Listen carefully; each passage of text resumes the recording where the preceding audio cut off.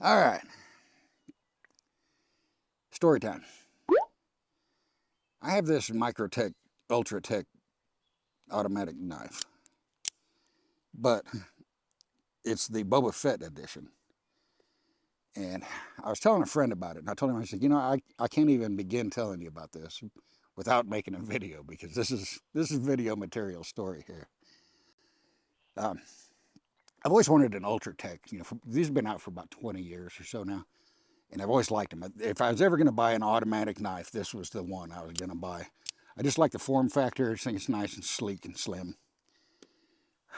But then, I think about 2016, 17 range, I couldn't buy them at that time because they were actually illegal to own at that time frame. But they came out with the Star Wars versions, and I wasn't interested in any of them. They got a Jedi, a Sith, Stormtrooper. Don't care. I was not interested in any of those. The only one I wanted was the Boba Fett version. And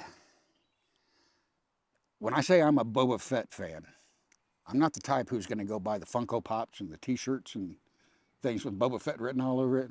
I'm not that kind of a fanboy. I will buy this because this looks like a piece of his equipment.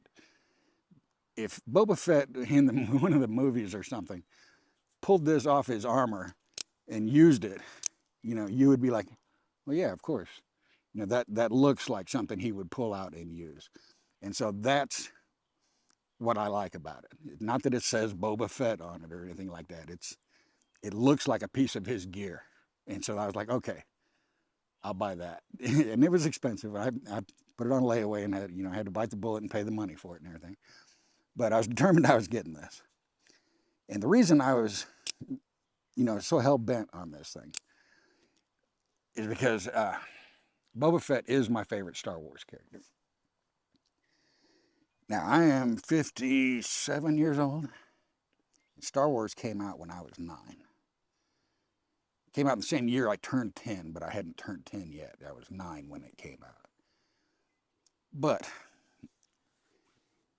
I was orphaned when I was young.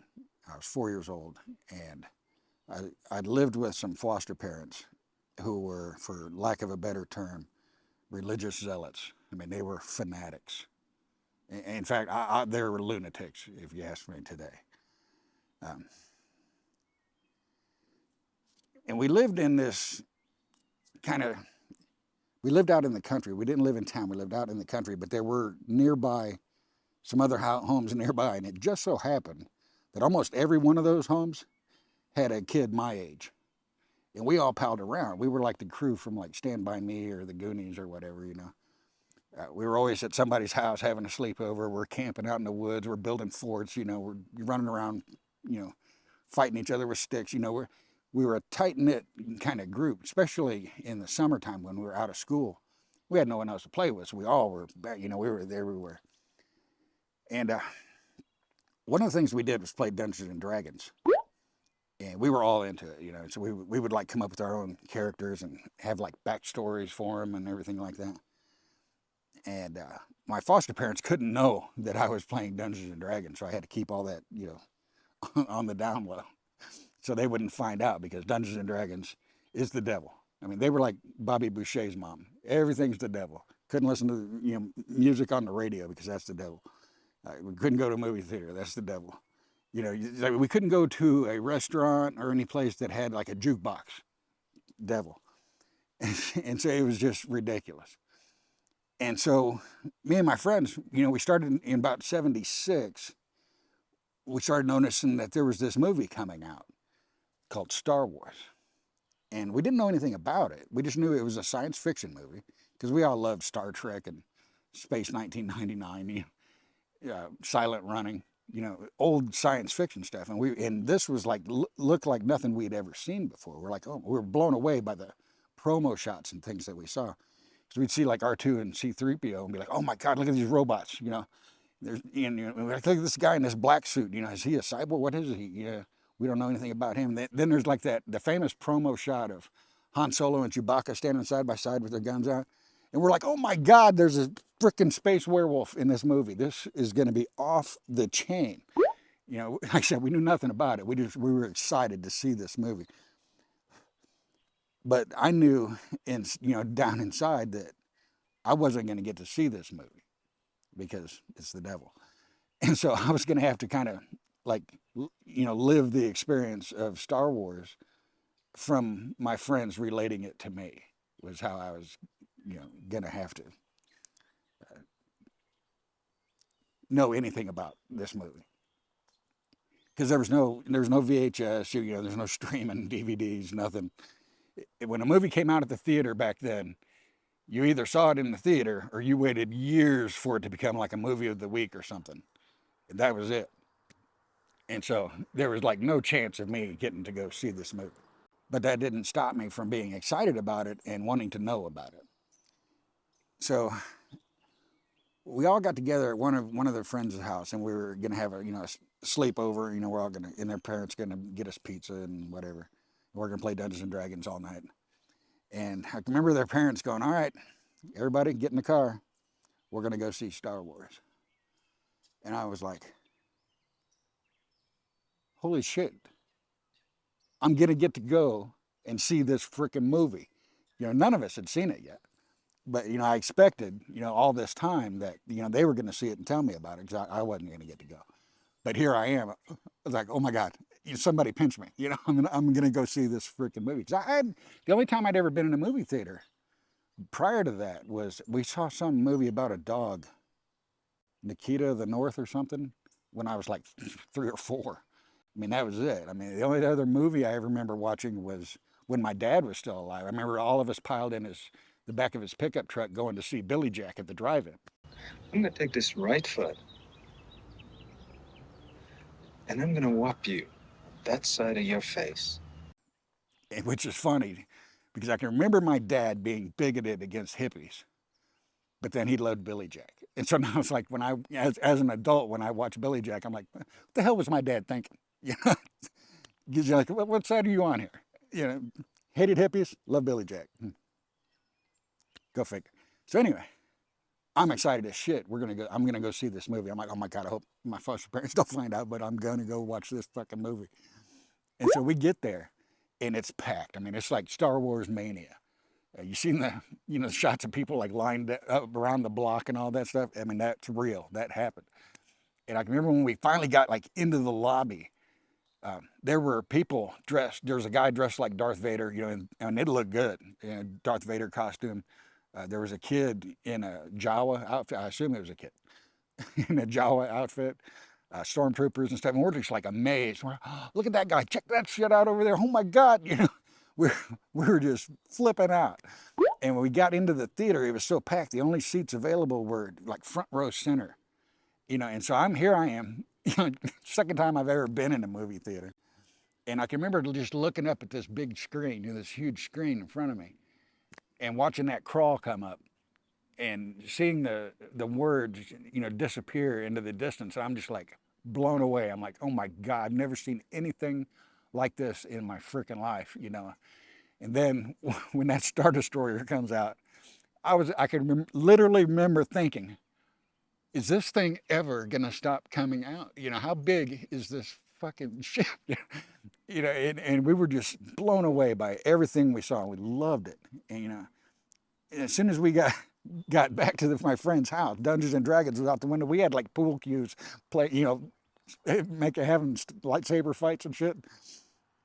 And so we ended up taking our Dungeons and Dragons characters and converting them into the Star Wars universe and playing, with Dungeons and Dragons rules, but as Star Wars. And so we'd have, make up characters and things in the Star Wars universe, and we would play that instead of the traditional Dungeons and Dragons.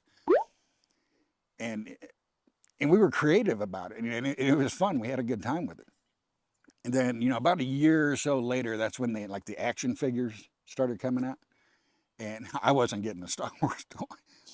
And so I didn't have one, but all my friends would get, several. And we would, and so they would have like an action figure as the representative of their character when we were playing. And I would always get leftover figures that nobody wanted to play with. I spent a lot of time as R5D4, the little red robot that blows up when The Jawas sell the droids to Uncle Owen. The little red one that blows up, that was me. So I played that, that little robot so many times. Trying to come up with like adventures for this little robot, for everybody else to, play along with. And that winter around Christmas, that's when the Star Wars Holiday Special came out. And even though it's crap, when you're 10 years old and you're a Star Wars fanatic and you saw Star Wars a year and a half ago in the movie theater, and now you get to see some more Star Wars, you're excited. We were just like ecstatic that this show was coming. Everything stopped. We didn't care what was going on. We're going to watch this. And I can remember sneaking a little black and white TV down into the basement and like playing with the rabbit ears, trying to tune in so I could watch this, stupid show. But it was Star Wars. I didn't care if it was stupid or not. I was watching this show. And so we loved that.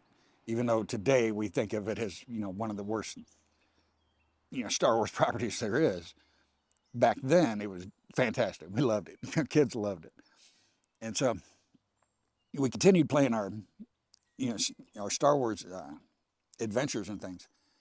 And one of my friends had bought an action figure, and Kenner had this promotion going on where if you sent in a proof of purchase off of that one, they would send you a free one. And so he sent that in and got this free one. And it was just this character from the holiday special. He didn't give a shit about it. And so he said, here, you take this one. This will be your Star Wars character. You be that guy. And I was like, I've got an action figure. I got a Star Wars toy, and I was just like over the moon because I wanted one, and I knew I couldn't have one.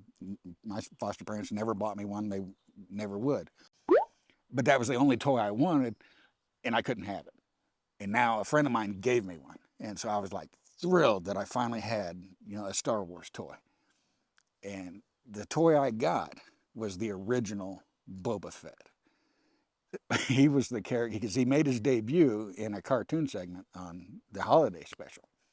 And everybody thought the holiday special was stupid, except, fanatic kids who are over the moon about Star Wars. And so I had, I wanted to know everything there was to know about this character so I could make backstories and we could go on adventures and things. And even his backstory today, official, canon backstory is different from what it was then. It's a different setup. But I would make up my own, adventures with this guy, and make my own backstory for my Star Wars character that we played, as Dungeons and Dragons. And even when I wasn't with my friends, I had my little Boba Fett and we'd be off in the woods, having our adventures and things. And that was like my favorite toy as a kid. And I had to keep it hidden, so my foster parents would never find it. And actually, if I think about it now, I bet dollars to donuts that Boba Fett figure is actually still hidden in their house where I used to hide it. If it wouldn't cause a stir, I'd go back and look. But that was my favorite Star Wars, or favorite toy when I was a kid, was Boba Fett. And that's why when I say me and Boba Fett are like that, and that's me on top, I'm not playing around. And so when I see like YouTube videos of people reviewing this knife, and they're sitting there going, oh, I wanted to get this because I'm a huge Boba Fett fan, and they got posters and action figures and Funko Pops in the background. I'm sitting there watching their video going, dude, you've no idea. I'm like the OG Boba Fett fan. And so that's why I had to have the Boba Fett edition, Microtech Ultra Tech. And so, yeah, me and Boba Fett go way back. And so there it is. There's my story about me and Boba Fett. Hope you guys enjoyed that. Take care.